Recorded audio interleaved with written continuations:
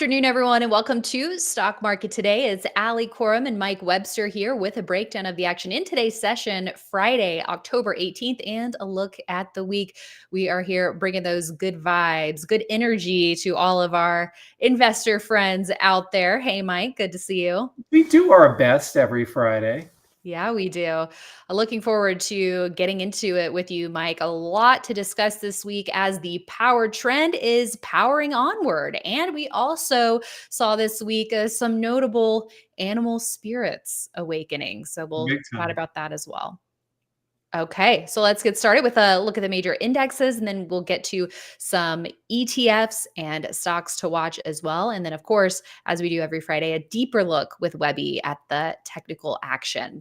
So first, here's the major indexes. The NASDAQ on the day up about 0.6% by the close. The S&P 500 here up 0.4% on the day. The Dow up a little in positive territory, I guess you could say, almost 0.1%. And then the Russell 2000 was down on the day by about 0.2%, but a great week for the Russell here participating. But let's start with the S&P 500, Webby. Again, this power trend is powering onward, a gain of about 0.8% or so for the week. And how many weeks up in a row is that? 6. Yeah, looks like it. So this is what a normal, healthy uptrend looks like in the middle of a bull market. And so and I like that we're on the weekly right now because this looks very similar to what we saw after the 3 waves down last year. In that advance up, and after 6 weeks up, it looks like it needs to pull back, and it just keeps on advancing. Right. So that has to be our base case, is that it keeps advancing. We're in a power trend. Everything is acting normally. But now let's toggle over to the daily to just, the reality is it doesn't mean it's going to be easy, because we had a couple bad days this week where, you closed down. That one was pretty big spread, closing at the lows. There was a lot of, let's pull up the SMH for a second. Yeah, that was a day of destruction underneath the surface. It really was. I mean, that was down about 5%, I think, that day. It was on the ASML news that the earnings came out early, and it hit pretty much the entire tech area, in the chips specifically, and that broadened out to everything else. And that is going to continue to happen, things like this, during earnings season. You're also going to see it on the upside, where a big company comes out and surprises to the upside, and you're going to have the same type of thing. That's normal and natural type of action. Doesn't mean it's fun or easy, but what we're looking for is what's abnormal. And the easiest way for that is just to see, are we still trending above the 21-day, the green line, or not? And we are, and we're clearly trading above it. And that's why, I focus so much on it. And and we had it there at that the last runs as well. And sometimes you will come down and test it. And every time you test it, you want to be aware that, that could be the time that breaks. But many of the times they just find support there. So you take some action, but you don't throw in the towel unless you get some material breaks or your high starts getting underneath the 21-day. So there's a long way of saying this is a picture perfect, healthy bull. It's not too hot. It's not like we're accelerating so much to the upside that it's unsustainable. This is very sustainable because we're going back and forth, not just up every single day. And let's look at the Qs. Just in contrast, because the RS line has been lagging, and this one had been the leader, and typically is the leader in the market. So it's not falling apart, but it's just not where the focus is anymore. We did have some tight areas in there. We still have, several weeks up in a row, but it just seems like it's more to the broader space. Let's go back to the daily for a second. And I was just shocked at today's range. When you pulled that up, I had been screening through so many stocks and not so much the index on a daily, that I was like, wow, it looked like bad data the distance between the high and the low. Now we did have the gap up, at the beginning of the day, so the true range on the day is wider, but where it traded was super tight, and that tells you, well, what does it tell you? Both the bulls and the bears are at equilibrium, right, Webby? Why do I have to come on Fridays? We're a good Can I team. just go to dinner early? You can handle all of this without No, me. it has to be both of us. Okay. Be both of So us. exactly. That's when you have tight action, whether you're down at a low point or up at a high point, like we are, when you have tight action, it does mean that you're at equilibrium. Everything is in balance. You're just waiting for the next catalyst. That could be a technical catalyst, or it could be typically it's a news catalyst that bumps it one way or another. But so far, very good. Now let's toggle over to the RSP, which is really where I like to focus a lot of my energy on, is because this is the way I like to look at breadth in the market. And this is near highs, again, having some tight action in there, up a respectable amount. That is, for anyone new to this show, this is your equal weight of SPY. So SPY is market cap weighted versus this is equal weighted. So in general, it tends to lag, but it's a good way of seeing what the average stock is doing. Very, very healthy. Yeah, and outperformed this week, up almost 1.1% versus SPY up a little more than 0.8%, and holding after this breakout here, right? We talked about the strong day on 10/11, so that was last Friday, and up another almost 1.1% this week. So yeah, so when you do this kind of stair stepping thing, you just want those stairs to continue moving up, and so that means you don't want to go back down a stair. So higher highs and higher lows. So now that that becomes important, those marked highs on there, the 179.94 and the 176.41. If you're not familiar with our charts, it's very simple. We just mark wherever there's 9 bars on each side that it hasn't gone higher or lower. So the 179.94, that means you've got at least 9 bars on the left of that date and at least 9 bars on the right where you haven't hit a new high. In the same thing in reverse for the 176.41.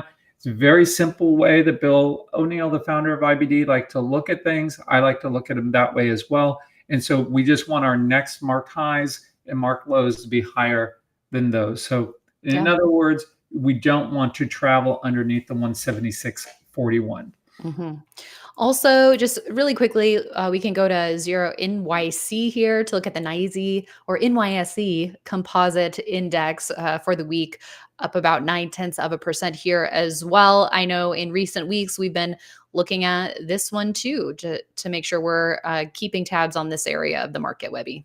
Exactly. And this one, even though the components are different, it tends to pretty much trade in line with the RSP. So it has that same look and feel to it. Stair step up. You can even look at this as an odd ascending base. An ascending base is 3 pullbacks, each pullback slightly higher. Typically, the third pullback is shallower and typically shorter than the other ones. This was certainly shallower. It was about the same length as the other ones, give or take. And so this is, a base breakout. Typically, when we're looking at base breakouts from an index level, you're thinking of double bottoms, flat bases, or cups with or without handles. This is kind of unusually strong, showing that it's an ascending base breakout. So it just looks very healthy. We don't know what the news is going to be. And of course, we do have the election that is going to be, we're on a kind of a countdown to that. We're still far enough away that we don't have to be super concerned with that volatility. But as we get closer, you're just going to want to be cognizant of that and kind of spread out amongst groups, because depending on what sides wins, either the White House, Senate, House, that could, we could see a lot of volatility. We don't talk politics on this show, but it is something you just need to be aware of from a risk event. Exactly. Exactly. Well said. Okay. Let's also quickly talk about small caps. Um, what are your thoughts here? Because we here as well are seeing higher highs and higher lows. It is a little choppier, but this is one area of the market, along with the mid caps, that we've been wanting to see get into gear more, and it looks like they're starting to. Yeah, they both of them are. I started trading IWM a little bit off and on this week. I don't have a lot of faith in it because every time I've Yeah. traded it over the last 3 years, it's really hasn't worked. But that RS line is acting better than, like, let's toggle back to the Qs.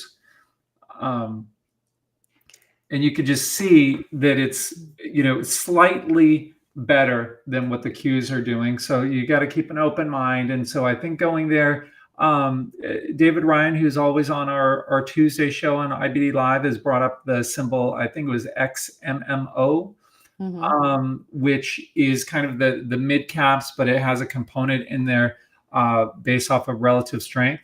And so I think if it's something that you could, spend some time this weekend looking. Part of your homework could be looking for interesting ETFs that Mhm. that their RS line is either at new highs or it's trading at new highs, and then look at those components. I think this is an interesting one. Haven't traded it yet, but it does look like a nice way to kind of trade that same space instead of an MDY that gets all of them. This one just focuses in on the a Got it. subset that has stronger relative strength. And I like that concept. Yeah, absolutely. Okay, shall we look at some sector ETFs now? We shall. Okay, let's do it. I'm going to go down to my market surge panel here, and I have a list of sector ETFs. How do you want to sort them today, Webby? What was down the most? Okay, we will sort by what's down the most. I think that's what it was. So I'll just refresh. Okay, let's start going through them first. Broken record, a choppy space to stay away from. Okay. Yeah, which perhaps a little bit of a head fake here with that move that it had in recent weeks, but it still was in a weak position. So It's the only choppy. thing harder to trade than IWM Yeah. Yeah. in my Well book. said. Okay, financials been looking This good. looks really good, and we have pull up JP Morgan, Mhm. One of which the ones that kicked off earnings season. yeah. So you already have the earnings behind you, as you said, which is that risk is off the table. It's a little wedgy over the last week, but it's hugging right underneath those old highs. That looks interesting. Let's pull up Goldman Sachs. And that one's a bit stronger because it's already up and out of there. So this is something that I'd prefer trying to get into a Goldman Sachs over the J.P. Morgan just because it's acting stronger. And let's just look at Morgan Stanley,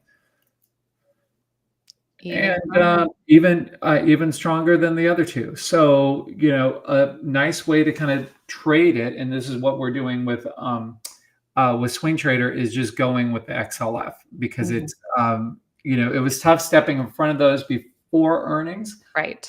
So just doing that the broad sector, and then waiting for like a Goldman or a Morgan Mhm. to give you an entry. Then you can do what I call using the ETF as a source of funds, selling that, using those proceeds to buy either of those or a different one when you get an ideal entry.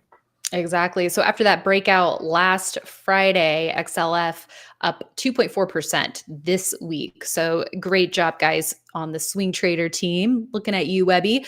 Okay, let's go next. XLP consumer staples. So the RS line on here is so weak that I would just kind of stay. The chart doesn't look bad, but I would just stay away from this area. If it takes out the nice little mini upside reversal today, if it can take out the highs of yesterday, then I would focus in and start searching here. But really, it just feels like a laggard. Mhm. And I guess the good thing is, when you do start seeing the staples outperforming is during those weaker market periods or times of uncertainty, folks wanting to go to safer, slower, perhaps some of those dividend payers. So And if you're in a raging bull market, the fact that this isn't the strongest now, like it was looking really strong in early August, it's actually a good thing. Perfectly said. Okay, next, let's go to XLI Industrials. So this is some place to look and see if you can find some merchandise that's not extended. It's just been a sleeper, really. It's just been inching up there and trading so tightly. So this is where I'm going to be spending some time. Okay, and RSP, we looked at that earlier. Mhm. Let's go to XLK, the tech sector. I kind of look at this the same way as I look at the Qs. Mhm. There's some select ones in there, but in general, just some better merchandise. Okay, and there's our bogey SPY. Let's go to XLY. This is consumer discretionary. Amazon looks interesting. I think earnings are right around the corner there, and that is going to, dictate what that group does. But I believe Lowe's is in this one as well, and that one is looking interesting. You kind of get at these through the Mhm. XHB and such, but yeah, it's extended, but there's some strength there, so I would play through that group. Okay, XLB, the materials. Yeah, same thing, kind of similar to the XLI. It's been kind of a sleeper as far as the on an index level, and the RS line is okay. So I would spend some time there. XLV, healthcare.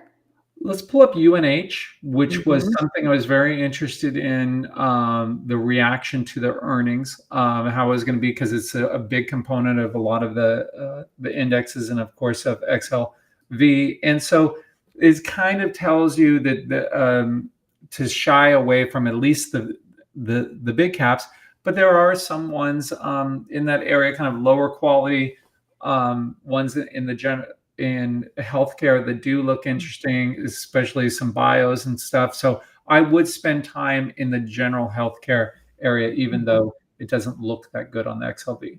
Yeah, we have a device slash equipment maker that we're going to be looking at in a Yep. little bit. Okay, so that was a look at XLV, XLU utilities. Never in my life have I seen utilities act like this, and that's just really because now they're part of the whole AI thing. So I would look through those because they are so strong and have been so strong for such a long time. And if I'm not mistaken, the leaderboard team who just has been killing it this year, so proud of them. They've had this on for a long time, and that's Yeah. a tough thing to sit through and have that type of patience with something like this. Mhm. But congrats to them. Yeah, they bought on August 13th, I believe. So, yeah, a pretty healthy gain since then. So, if it's up 12% from the pivot and they bought a little higher than that. So, yeah, I don't know, maybe That's a a monster move for a utility ETF. Like yeah. that's big. It Mhm. doesn't seem big, In but less than 2 months. Yeah. yeah. Wow. Okay, XLRE we also have to look at. Yeah, so it's setting up, and I do think the real estate area is something to be looking at. I mean, we did put it's not exactly classic like REIT, but we did put Zillow on Swing Trader today. I do like it's kind of a higher octane way of playing this. We probably wouldn't let it go underneath yesterday's low, but that does look kind of like a classic setup, breakout, and pull back in. So it doesn't have to be a slow pokey REIT, but just this area does make sense with the interest rates changing. Mhm. Here's a Uh, look at the communication services XLC. yeah, so let's pull up Meta, Mhm. which is a big component there, and that one, if it can just get back above, if it can get above 600 and stay above 600, that should drag the rest of them with it. Mhm. And of course, we got earnings, in a couple weeks. That we do. Okay, that was XLC, and that's it. We have a few more ETFs to look at, though. You mentioned XHB, so let's look at that one. Up 0.9% on the day this week. It was up 3.5%. Didn't quite get a 3 or 4 weeks tight on the chart there, but we did get some relatively tight action, I would say, and a notable bounce this week. Yeah, I have a position in this, and we do have it on Swing Trader. And I think this is, a nice way to play this group. The key one that I always go to is NVR in this space because it's such a high price stock and it's so illiquid that it's really, I just look at it as an institutional type trader. So while the other ones will wiggle and wobble as normal folks are in there, this one is really kind of just for institutions. And it's acting so nicely. So that's kind of always my gauge there. Yeah. Okay, let's go to XME. This is the metals and mining ETF breaking out this week to its highest levels in more than a couple of months, surpassing its highs from May for the week, up about 3.1%. Yeah, and it's still early in this move, and I do think that this is a space to look into. But just remember, a lot of it is going to be a lot of these names are going to be tied to how China is trading. You know, when China goes up, they tend to move with it because that's a whole big topic there. Right. But so I would look at this, you know, the SCCO as well. They both look like it's, you know, a base with a little handle. And if they can break those downtrends, you know, but we've got earnings, so it's a crapshoot. Earnings next week on these, but yeah, I think that area looks very interesting. Yeah, some setups to watch. Maybe earnings will be the catalyst there. Okay, so from metals and mining to gold mining, here's a look at GDX. Look at that. What a powerful day on Friday, up 2.7% on the day. And for the week, up 7.7%. It's been choppy, but it's been rising, Webby. Yeah, I just missed this turn on this one and been kicking myself ever since and just waiting. You know, I wanted to bring it up today because I just wanted it to be on our radar to make sure that we're looking at these. It's out of position right now. So if it can hold in tight and then give us something to trade against, that would be ideal. These are hard to trade. I mean, if you just went through and did a change date on this from that cup without handle breakout to now, that would be a good homework assignment of just knowing how would you trade. Go through it and just be intellectually honest. Say, okay, how would you have bought this, and where would you have sold it? And you know what? It would have been very tricky to make money in this since that breakout. So you might learn something about your trading style, the pros and cons, and any adjustments you would need to make. And sometimes things are just too hard to trade. Right. Yeah. I mean, when we started seeing things getting going in mid-September, we know that was sort of a pivotal time for the market. I did try GDX here, but it ended up round tripping on me. So to your point, and then I didn't get back in. I was like, oh, this is just going to chop me up again. But it does seem like one where you want to be buying on those pullbacks or right as it's turning versus in new highs, and then perhaps swing trade it for now until it changes its character. So we'll see. Yeah, I totally agree with it. On these, the strength after the turn is really where you have your best shot, but you still have that possibility of the round trip on there. But yeah, those would be the most ideal entries. Yeah. Okay, and since we looked at GDX, we've got to quickly take a look at GLD. Of course, these are very correlated. A smoother ride, I would say here for GLD. A lot of support at the 21-day along this run, but that initial breakout that we saw over the summer, that was hard to handle here too. So perhaps a bounce off of the 50-day line there was an opportunity, but just interesting to see this shiny metal continue to advance. Yeah, and I'm glad that we brought up the gold because if you want action in this space, the GLD is the tamer way to go and the easier way to go. And out of that base breakout, if you just said, okay, I'm going to let it wiggle and wobble and just use the 50-day as your exit, then you can still, be in this one.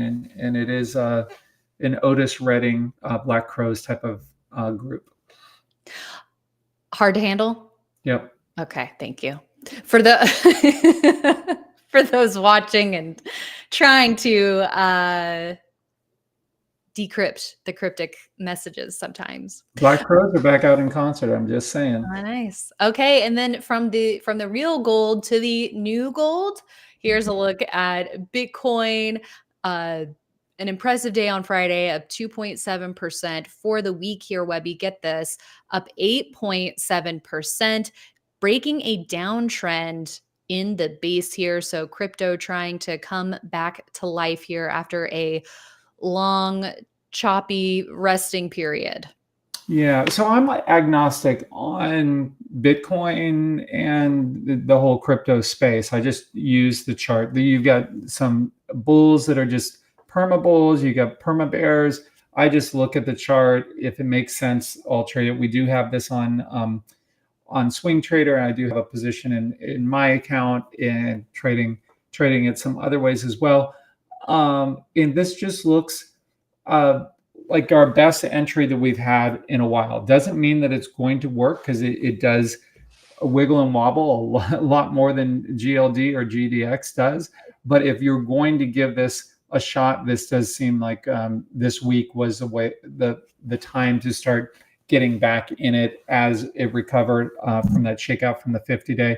Is a little bit extended to start it here if you're going to have a tight stop. So if you were going to start a position here, you would have to say, okay, when are you going to know that you're wrong? And that level right there is probably, what you should trade it against.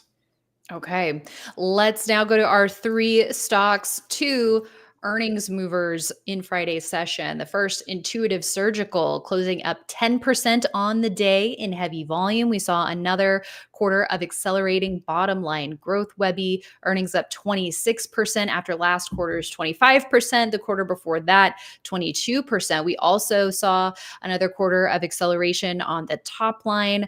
Revenue up 17%. So investors liking that. And not only does the stock have strong fundamentals, but the technical picture heading into the report seemed pretty ideal almost. I mean, in a very strong uptrend, trading tightly and pulling back to its key moving averages before blasting above a round psychological number of 500 today. Yeah, so I do have a position in this. I was buying it, early this morning, shortly after the open, and I started off with a TWAP, time weighted average price trade on that for the entire day. But as it was getting building on its strength and not coming in the way I was concerned with, and that's why I put the TWAP trade on. I just rounded it out and just stopped the TWAP and just got my shares early on, because that's an ideal way, if you're going to trade gap ups on earnings, is to do that order where it splits your order throughout the day. Now, if your broker doesn't offer that, you can just take your however many shares you're going to trade and just break that up evenly and just buy it every half an hour. Because what I was concerned with was a breakout failure. And we've been seeing a lot of those where they gap up on earnings and then they come in, and that helps you from getting caught with a big position there. So I think it looks super healthy. It's too extended to buy a position right here. But let's go to the weekly on this one. And this has been a monster model book stock over the years. It's had a lot of big moves. Probably the monthly makes sense there. To go back and study these moves that it's had, it's been one of the best model book names. And basically, they have a something revolutionary. It's not so new anymore, but still they keep on advancing and helping people. And I really like that, having a product that helps people and speeds up their recovery. Let's go down to those quarterly numbers. I just kind of like looking at them this way. So what's nice about it is the sales growth is steady, and from an institutional standpoint, if you're an institutional fund manager, you know that, okay, I'm not going to get a 20% or 30% sales growth, but I'm going to have a steady teens, between 11 and 15, 17. But on the sales side, but those earnings, they've been able to get them right in that 20 to 30% range for many quarters. That is a classic quality, institutional quality name with super low stability in earnings, as you're pointing out. And that's the one rating where we want it, the lower the better. And really anything under 20 is okay. Anything 10 or less is great. And that's just your earnings line. The more stable that earnings line is, the lower that number goes. Yeah. And then I think a good transition to our next stock is something that this has in common with Netflix, which we are going to be looking at. And that is the power that this showed today and where it closed is something that we're looking for in this bull market. Can stocks hold by the end of the day? To your point, are they going to fade on earnings? Are they going to close strong? Intuitive Surgical did, and so did Netflix, up 11% on the day. So whether or not you're trading them, some are extended here. I think we agree that the setup in Intuitive Surgical heading into the report definitely a lot better than what we saw out of Netflix here. But not that Netflix was looking bad, it's in a nice uptrend too. But just the fact that we saw both of these stocks have a strong finish to the day. Hopefully, this sets the tone for the rest of earnings season. Not to say that all stocks are going to trade the same, but it's a good start. It's an encouraging start. Yeah, I couldn't have said it better. And let's look at the monthly chart because it's very similar to the ISRG in the monster moves that it's had. And these two have been in our model books, many times over the years because most stocks just have one move and then that's it. There's a few stocks that have big moves and come back to make big moves again. And Netflix has been one of them that's been able to figure out how to do things differently. They started off with their DVDs back in the day. I've been a subscriber to them since their first year. I think it was like 1998 or similar, where it was getting their DVDs and then they switched over and they had a little hiccups along the way going to streaming, and they just keep doing a great job. It's too far out of there, just like the ISRG, to initiate it here. But again, we're hoping for it to settle down, maybe give us an upside reversal over the next week or two, or just holding in tight and forming a shelf. Yeah, we don't want these stocks to give back the strong gains after today. If they can hold tightly, I totally agree. I think the other thing about Netflix's story is, to your point about reinventing themselves, the ad tier. They also are dabbling in some live content now and even games on the TV. A couple of years ago, I think, their research showed them, hey, who are you competing with in terms of eyeballs and time spent? People playing video games as a source of entertainment. So now the fact that they are bringing gaming onto their platform, hopefully a stickier experience and a wider variety of those entertainment options for folks out there. So they're continuing to invent and reinvent, like you said. Yep. Okay, let's go to Spotify. Not an earnings mover, but a solid move here today, up 3.3% above average volume. It's been trading tightly over the last couple of weeks. Spotify, full disclosure, I do have a position in this one, and I believe you do too, Webby.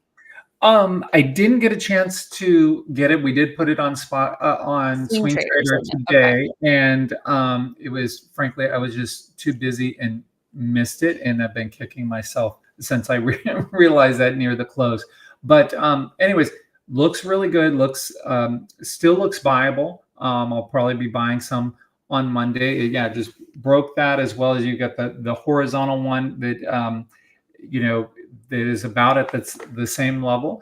And this is kind of a stair-stepping pattern, and it looks tighter than our other ones. And the other ones were tight. It was a base on base on base. So it's within this character of it's just inching up higher. I love their service. I use it every day for probably at least an hour, if not a few hours.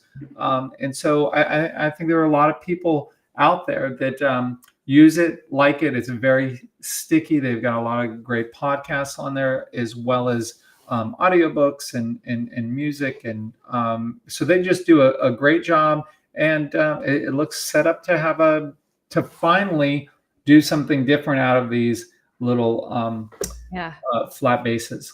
We'll see. We'll see if it can do that. Okay. Before we go to Webby's charts, just want to talk about this concept, something that we saw this week, the concept of animal spirits in the market reawakening here. You have stocks like ticker DRUG just highly speculative here. Not only was it up almost 120% today, Webby, get this, a jaw-dropping weekly gain of 4,271%. Pretty crazy here. And then you also have stocks like OKLO, Oklo, also speculative in terms of, no revenue here yet, with an impressive weekly gain. Oh, this one was up only 99% for the week, not 4,000%. But what are your thoughts? I mean, if this is this indicative of sort of that risk on appetite out there, kind of like, when we started to see SPACs come out, or the meme stocks when they were first really kind of buzzy out there? Is this reminding you of any of that? And how should traders be thinking about these kinds of stocks? Look, I'm not trading them, but it's fun to watch them because it does give you, I think you said that perfectly, that it's those animal spirits out there, and it's a good way of gauging it. Just like I like to look at the RSP to get a sense for the average normal big stock, looking at things like this and seeing how they build on themselves, or the ones that end up round tripping, that will kind of tell you that risk appetite. And it's very reminiscent of the late 90s, frankly, when you had a lot of stocks that would make big moves off of, back then it was a lot of junk that was making these big moves, and a lot of things that, people were shorting. Now, of course, we've got the option market that makes, it just amplifies moves just because of the market mechanics of it. But let's go back to the drug one that you brought up. If you're tempted to trade any of these names, if that's, you find the amount of money that you want to dedicate to it, if you want to trade these, just keep in mind that anything that can go up 4,000% in a week can go down, 100%, 99% in a week. They can move as much on the way down as they go up. So if you are trading these, which I'm not suggesting that people do, watching them and trading them are different. If you are going to trade them, then go back to the meme stocks that we had recently, like a GME, for example, and study those and study how those tend to trade, because it's some exponential moves in there, and then on the way down, you get a lot of gaps and stuff. So just if you're going to go there, this is just a cautionary tale of go through, do a change date on this or an AMC, and see how they ended up trading, just so you know what you are in for. But I think it's much better of just looking at it and almost like a sentiment gauge. Say again? I said almost like a sentiment gauge. Yes, it is. That's exactly. I don't need to be here. I am going to, next Friday, I am going to just sleep. No, you're not. No, you're not. Well, I'm not going to be here next Friday anyway. So okay. You and Justin, I'm going to be in New York. I'm going to be in New York. Everyone should watch Barron's Roundtable next Friday. Ooh. And this show. So luckily they don't air at the same time. All right. Let's now go to your charts, Webby. Sure. Let me know what you got. Yeah, let me know when you can see my SPY weekly. We are getting that queued up momentarily, and here it is. Okay, this is our Take a Step Back, and of course it was Bob Weir's birthday this week, so happy birthday, Bob. And we do this, we take a step back for him every week, and this is our way of looking at a longer period of time, and not with all the noise and no indicators on there. We just keep this clean, and we're just focusing in on the weekly candles to see if we see anything that is a warning sign. And there are no warning signs. You want to see a lot of blue trends, and that is saying that you closed on Friday stronger than where you opened on Monday. And that's what we've had here for 6 weeks in a row. And some people would say, oh, well, it's 6 weeks in a row, you've got to come down the next week or close weaker than you opened. No, not necessarily. Just look at these other trends. When you trend, you get a lot of these in a row like we had over here. And we'll just go ahead and look at the NASDAQ composite. And same basic thing there. And as we've talked about, just not as strong nor as steady as SPY. All right, let's go next. Okay, so now we've got our regressions, one of my favorite things these days. We're going to focus on the SPY regression, and we're going to blow this up a little bit in here. We are starting off our regression on the low here, the August 5th, and we've stopped it out 50 days, which I have is October 14th. So we're not going to continue on the regression out further. And this is white line is just our line of best fit. And the simplest way to look at this is that is your home base, that is your equilibrium point in the trend. So if a stock is base building, sideways is your equilibrium. But here we're kind of putting this to the trend of the market. So we're right there in line. If we start getting up here to this red dash line, that is going to be a sign for us to kind of start slowly taking our foot off the accelerator and just not pressing it as hard, doing some offensive selling. Now, if we start coming down over here, we're going to start getting defensive until you see a turn back through your green dashed line. So these are kind of our guardrails, the solid lines, and this looks normal and natural. And as some people say, we're up too far, too fast. This is a good gauge of that. No, we aren't, because we literally touched our regression line today. And let's look at the NASDAQ composite. Same basic thing there. And I think I did this on the RSP this time. Yeah. So using the same dates for our RSP, and you can see we are right at the equilibrium line. So we don't really have concerns about getting overheated until we get up there. We like that. Okay, next, let's go to our 50% retracements. Okay, so nothing really to do here on the SPY 50% retracements because we're up there in the new highs. So we don't have to deal with that one there. And then our NASDAQ one of the bigger space, our 50% retracement was the 17,189. And then we had this little one over here using the September 26 high and this low a few days after that. And we're trading back above that. So we want to stay above that level. And of course, we want to get to new highs. Yeah. Okay, well, so things looking good there. And now we have this is the SPY levels now. Yes, the SPY levels. So we've got the green line at our highs that we just hit. But on the cautionary side of things, our yellow line, and that is we're using a high from the 26, and that coincides with what? That little shelf kind of area that we cleared. Yeah, the shelf, as well as our 21-day, which is kind of hard to see on there. It's that blue line there. It is a little hard for me to see. Yeah, it's nice to see. That is good. Yeah, when you have multiple levels, one using a horizontal line, the other one using a moving average, it just makes that level, the 574.38 for those of you listening on Spotify or Apple, right there, that is your key level on SPY that you don't want it to go underneath in any material way. And then below that, you have the 565.27, which is the low of the shelf.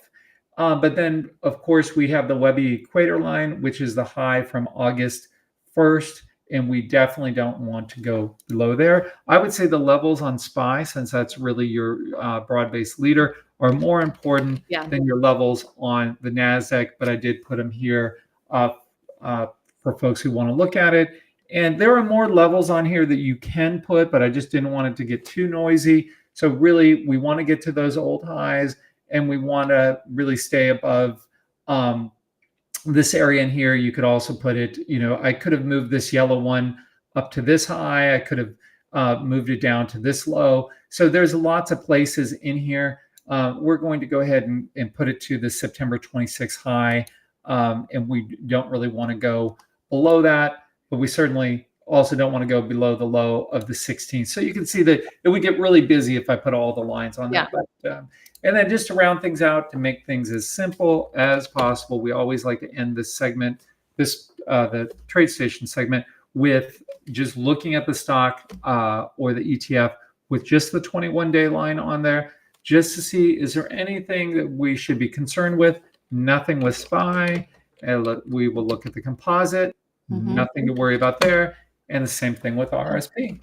Yeah, what I love is the 21-day line did its job in this power trend, right? And we're counting on that as a scenario. If we're going to have the strong power trend, we should get support there, and that's exactly what happened. Yeah, so I discovered the importance of the 21-day. Sorry, destroying my outfit. Back in the late 90s, I did a big study trying to find the best moving average that worked with how I looked at the market, and the 21 exponential became an important part of what I've been doing ever since. And I just decided to share it with everyone, and I'm glad to see so many people using it now. Yeah, we're so thankful that you did, because it's great for those of us who are active traders, who are trend followers, and we kind of roll with the swing trader and position trader sort of mindset. I think it's a kind of a happy medium there. So really like it. I think we're ready for our next chart. Yeah, can you see it? We're about to. It is here. Okay. So speaking of the 21-day, this is my Webby RSI, which I developed based off of the 21-day exponential, and it's the low versus the 21-day expressed as an ATR. That's a long way of saying, is it trending nicely or not? And you want to focus in on these blue histograms. And you don't want it to get too hot, meaning that distance from your low to your 21-day is getting stretched. And you certainly want to keep your low above it. So once you get up to, with SPY, for whatever reason, it seems to get overheated around closer to 2 ATRs. Most ETFs are closer to 3 ATRs. This one tends to get overheated around 2 ATRs. And right now we are just around like 1.3, 1.4 ATR. So we have more room to go there before we get concerned. Let's look at the NASDAQ. This one tends to get up to 3, which you could see over here, which is that red line on there, 3 ATRs, average true ranges. And this one is just a little bit above 1. So we've got a long way to go before we get worried there. And let's look at the average stock. This is your RSP. And this one is more like SPY, where the slower ones tend to just kind of stay within 1 or 2 ATRs. And this one tends to top out around 2 ATRs above it. And we are just a little bit over 1. So again, nothing to worry about based off of this. Okay. Now let's take a look at our off-high charts. Yeah, our Bob Marley off-high. And again, the green zone is 4 ATRs off of your high. And you just want to be in the green. But more than that, as you're just trading along near your highs, you want to look at your other pullbacks and see how much did they come in based on in ATRs off the high. So our recent shelf here was about 1.4 to 1.5 ATRs off of our high. So the next time we come in, that is going to be an area of concern. How do we handle around 1.5 or 2 ATRs off our high? And then our next zone was down here at about 3.5 ATRs. So the 4 was just a nice round one that I picked. Each instrument has its own character. As you can see during this trend, after those 3 waves down in November of last year, this time it kind of liked to trade at about 2.2 to 3 ATRs off their high, and it would bounce back. This is a great way of knowing the character of the market. And has it changed? And it hasn't. Let's go ahead and look at the Qs just to change things up a little bit. And you can see it's still kind of in its recovery phase, and how it got all the way into the red zone down here on August 5th was a bit of a concern. And we will end this with the RSP, your equal weight of SPY. And you can see that this one, as we came in, actually came in just about 2 ATRs off our high. So again, we'll look at this each week and see, is it out of character or not? And right now, fully in character. Great. Okay. Well, we've got about 60 seconds to end at 5150, Webby. So let's try to just nail it on your lucky number time. So give us your final thoughts in the next 60 seconds. Final thoughts, be careful out there. This is a bull market. Make sure that you are buying right and set stops on all of your stocks and ETFs, because you never know when they can get triggered. And have a safe weekend. Do something fun and healthy. Go out and do a walk or a jog, ride a bike, Yeah. whatever. But get out there in the sunlight. And reminder that it is earnings season. So make sure you are looking at the week ahead, the key earnings reports, when your stocks are reporting, when their peers or competitors are reporting, and anything else that could have a ripple effect on themes that you are investing in. Plus, get your watch list ready. I mean, Intuitive Surgical, that's definitely a good watch list one from this week that then could have been acted on Friday. And of course, we have you covered on IBD Live every week. So we will see you on Monday on IBD Live, and we'll see you back here next Friday.